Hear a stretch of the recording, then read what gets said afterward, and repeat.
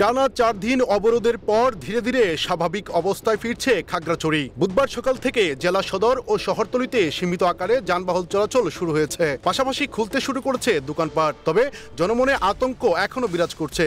জেলা প্রশাসনের জারি করা 144 ধারা বহাল আছে। খাগড়াছড়ি ও গুইমারায় সেনা টহল, বিজিবি ও পুলিশের অতিরিক্ত নিরাপত্তা ব্যবস্থা চলছে।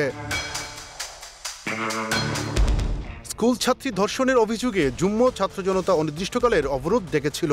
তবে শারদীয় দুর্গোৎসবকে সম্মান জানিয়ে এবং প্রশাসনের 8 দফা বাস্তবায়নের আশ্বাসের ভিত্তিতে সংগঠনটি অবরোধ 5 অক্টোবর পর্যন্ত স্থগিত করে। এদিকে সাম্প্রতিক সহিংসতার ঘটনায় 5 সদস্যের তদন্ত কমিটি গঠন করা হয়েছে। সিভিল সার্জন ডাক্তার সাবের জানিয়েছেন, ধর্ষণের মেডিকেল রিপোর্ট আদালতে জমা দেওয়া হবে। উল্লেখ্য, অবরোধ চলাকালে গত 27 ও 28 সেপ্টেম্বর সহিংসতায় খাগড়াছড়ি ও গুইমারায় 3 জন নিহত সহ আহত হন বহু মানুষ। সেই সাথে গুইমারার রামসু বাজার সহ একাধিক দোকানপাট, বসতবাড়ি ও অফিসে অগ্নিসংযোগের ঘটনা ঘটে। খাগড়াছড়ি সদর থানার ওসি আব্দুল বাতেন মৃধা বলেন, ধীরে ধীরে জনজীবন স্বাভাবিক হচ্ছে, কোথাও কোনো অপ্রীতিকর ঘটনা ঘটেনি। এস এম শামীম, সুখবর।